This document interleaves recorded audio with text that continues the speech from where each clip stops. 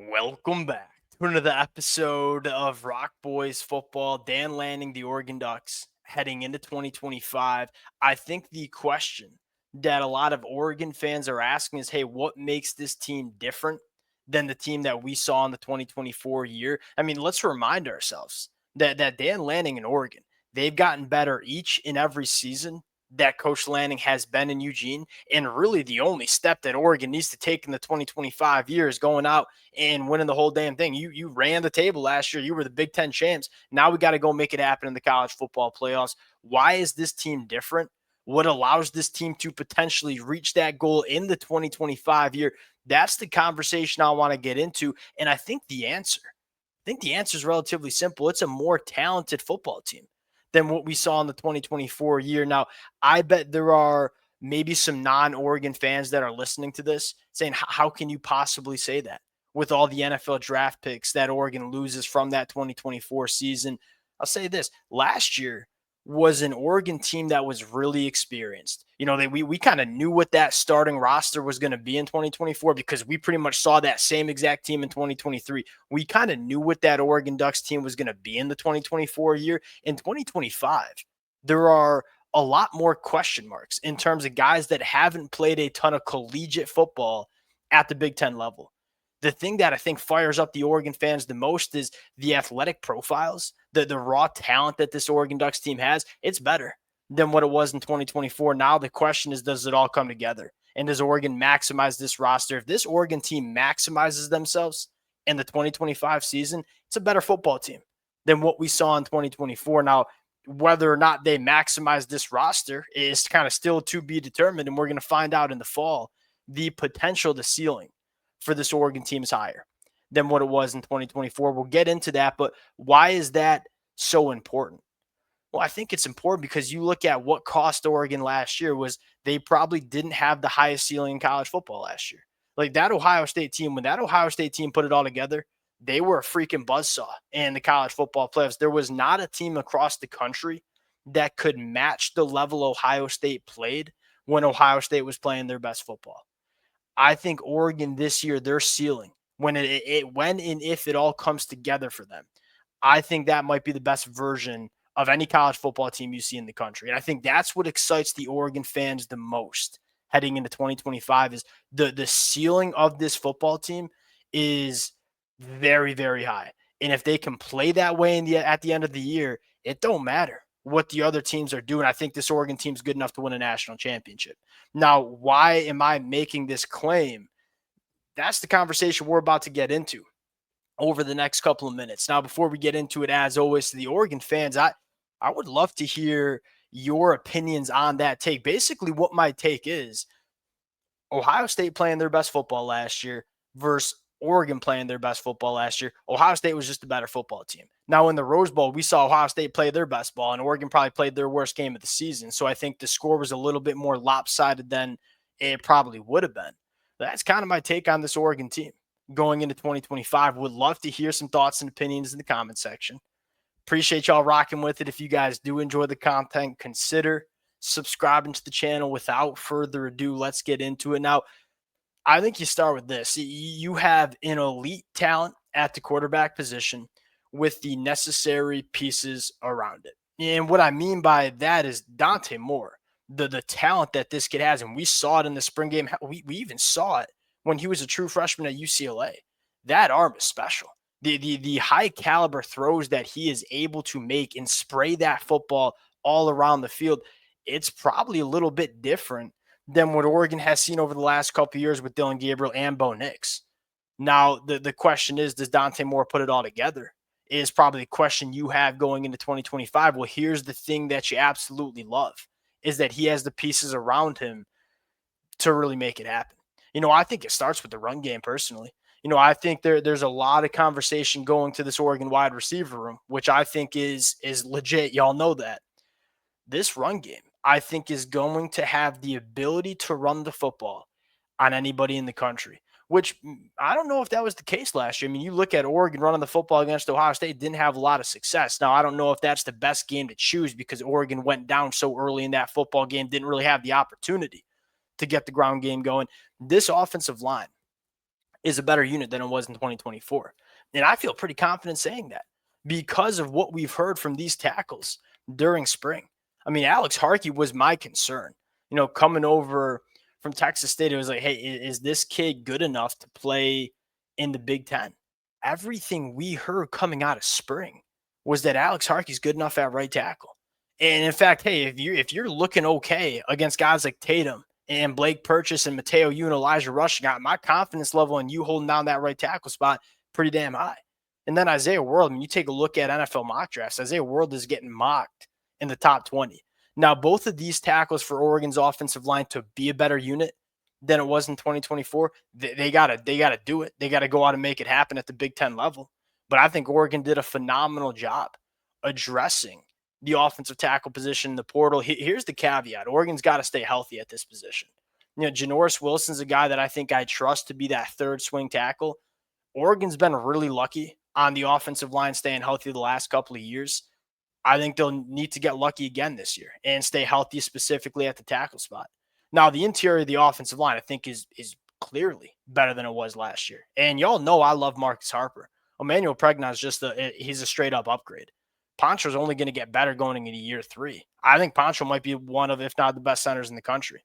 Matthew Bedford, Dave Luley, kind of see who wins that job. But you have a lot of confidence in both to play a high level at right guard.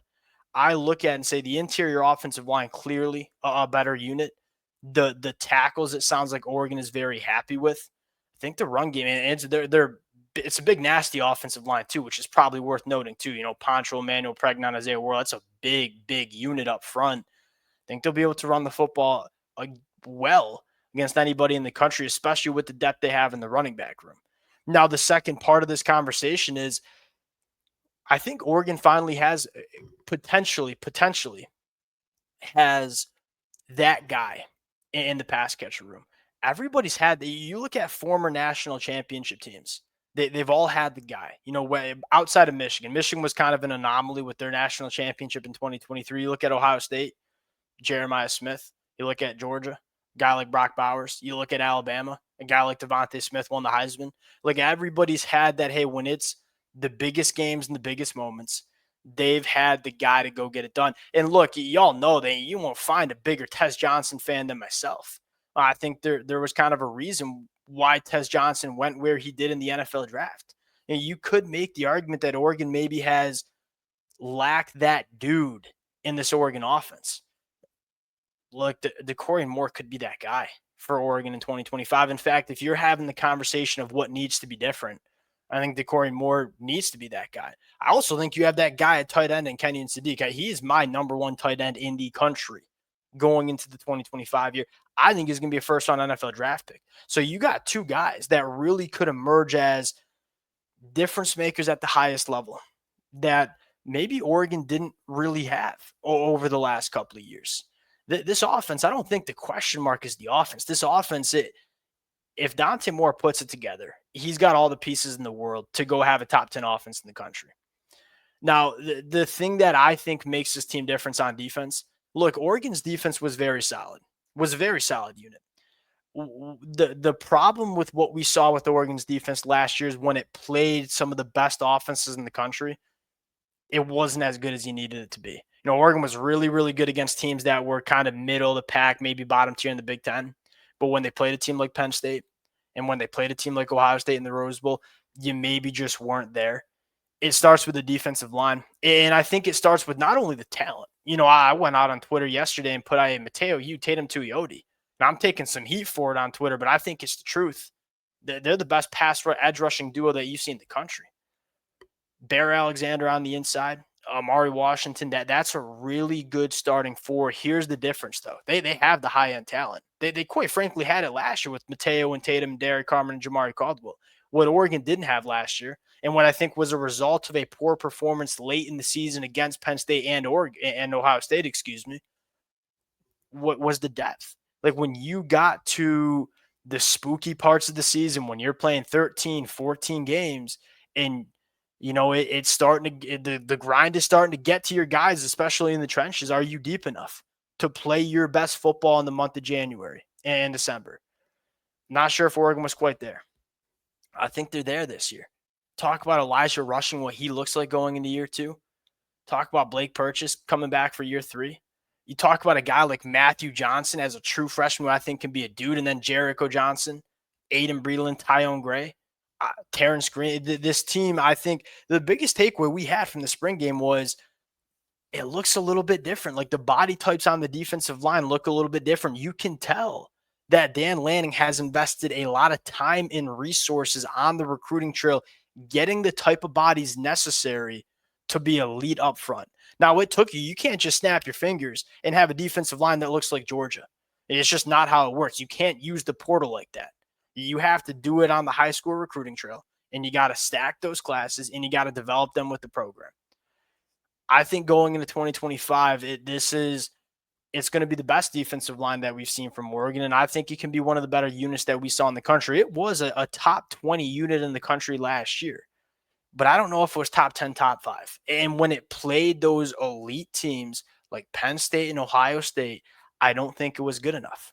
I think it can be this year. And then last thing, this might be the biggest difference. And the more and more I watched that Rose Bowl against Ohio State, the more and more this was such a problem. And you just did not have the athletes to deal with Ohio State in the secondary, specifically at safety. When Jeremiah Smith was running down the football field and Tasheem Johnson or Kobe Savage were trying to run with them, it was just a matchup nightmare. And look, I get it. Jeremiah Smith's going to do that to just about anybody in the country. It's going to look a little bit different when you have guys that are 6'1 plus that go sub 11 in the 100-meter dash. Guys like Dylan Tiemann, guys like Trey McNutt, guys like Kingston Lopa. You look at the boundary cornerbacks, guys like Iffy, guys like Naheem Offord.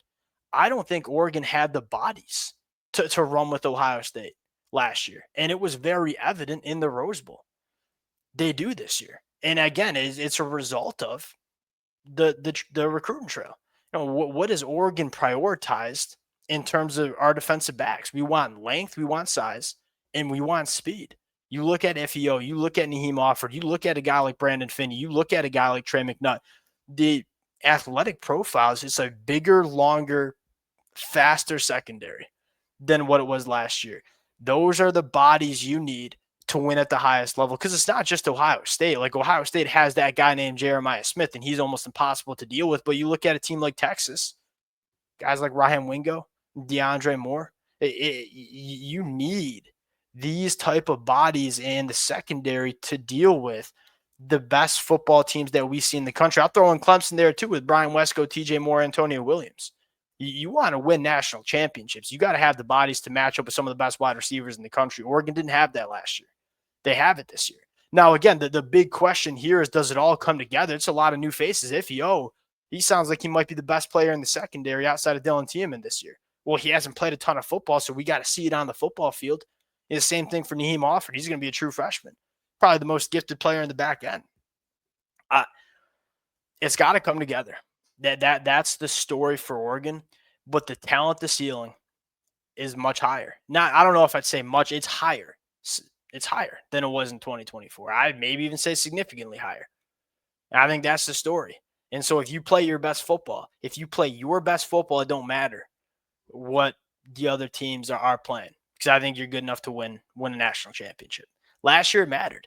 Like Oregon plays their best football, Ohio State plays their B game, Oregon wins. But you were kind of relying on Ohio State not playing their best football. Now it doesn't matter. I think you control your own destiny a little bit more. You play your best football, especially in the college football playoffs.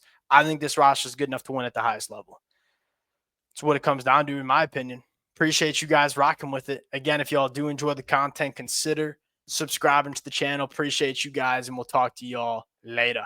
Peace.